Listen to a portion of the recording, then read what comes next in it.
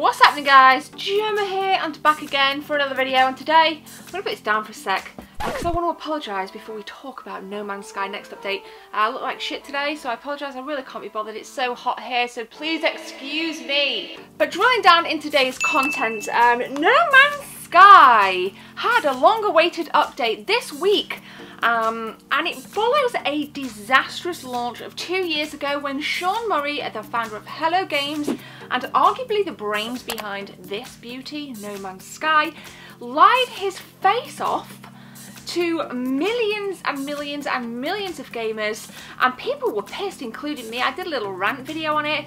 I was a little bit heartbroken, but I never sold the game. I always stuck with it. And since then we've had 3 updates, all of which have been free, and then we've had this huge update to also commemorate the launch of the Xbox One title of No Man's Sky. Now, is it worth it? Is this next update enough to redeem Sean Murray and Hello Games? Personally, I believe it is.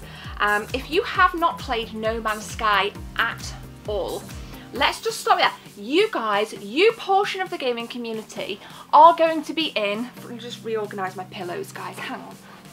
There we go, there we go. You guys are going to be in for a treat.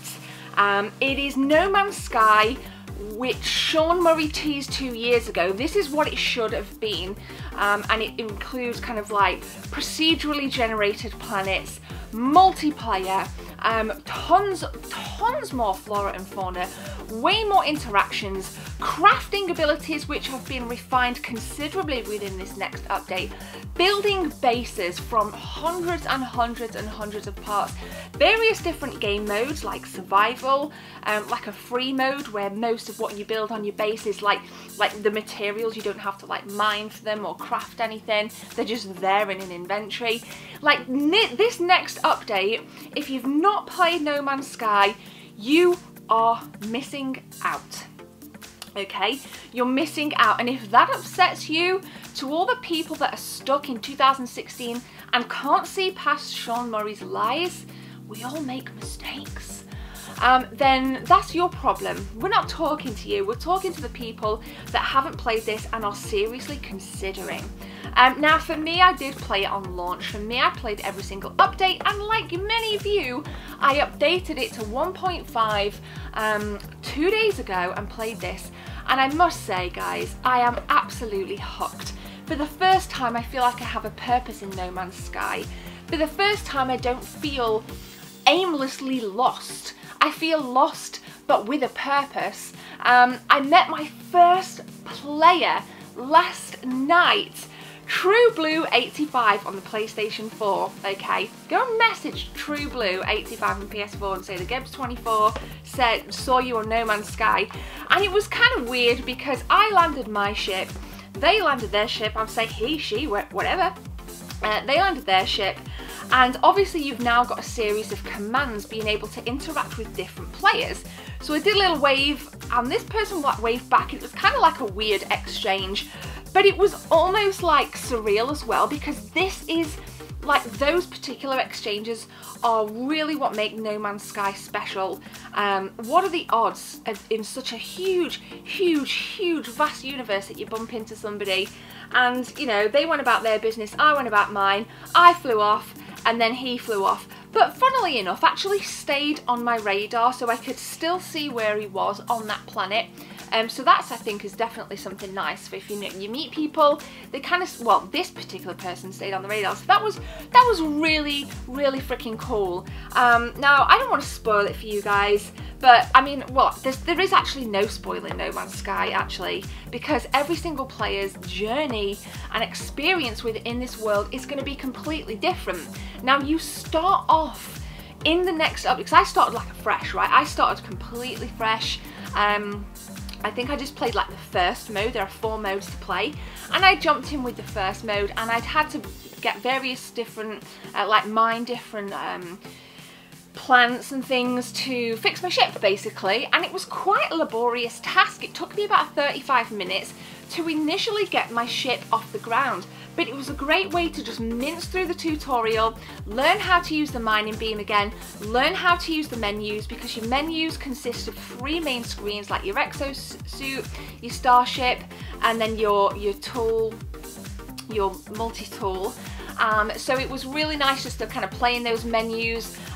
It's very, very complex at first. It can be quite overwhelming, the menus can, but luckily one of the fantastic features I've always found in No Man's Sky is that there's instructions on everything. So if you want to scan something, for example, it will give you so many different traits of that particular plant or that particular animal. And it's the same within your menus. You hover your cursor over like carbon or something, and it gives you a really nice breakdown of what it's used in order to make other things. And I just love it, man. So it's complex, but as an entry-level player, like some of you might be if you're thinking of getting it, you are eased into this beautifully, and I mean that sincerely, beautifully.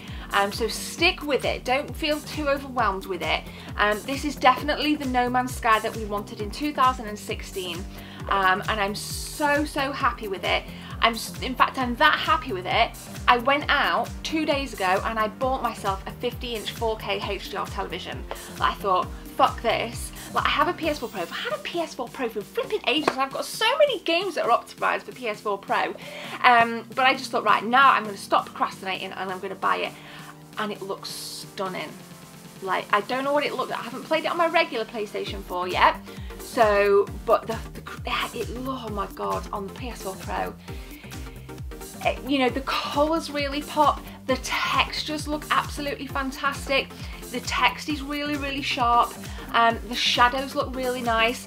When there's dynamic weather, for example, when it gets really cold, you know, the frost that starts to kind of encapsulate the screen looks like so detailed, and I'm really stoked with that. That's exactly what I wanted. I wanted kind of immersion. I wanted full immersion with No Man's Sky, because it's definitely one of those games that is built for immersion.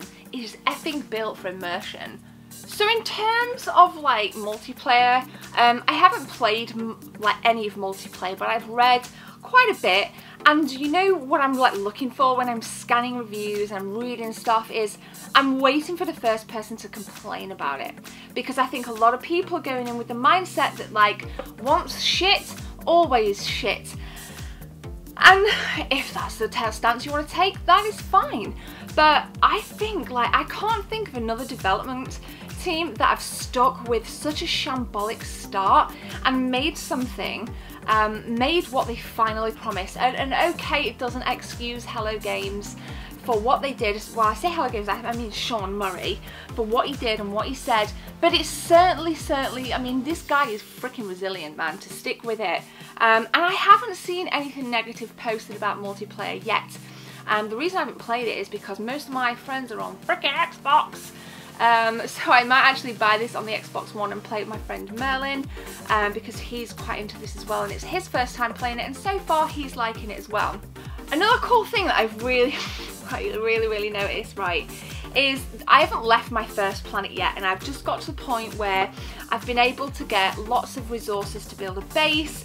I'm learning how to use, like, I think it's like the refiner, to use materials to make different materials. I mean, it's a complete overhaul, and I noticed that there's a lot of loads more plant life and loads more animals, like, just dotted around the world, and it just made me smile a little bit, because there's a lot of animals, a lot of kind of creatures that habitate these worlds that remind me of Final Fantasy and Dragon Quest, like crazy, like cacti looking things, just weird like little rabbits. There's even one, do you remember this in Big Trouble in Little China?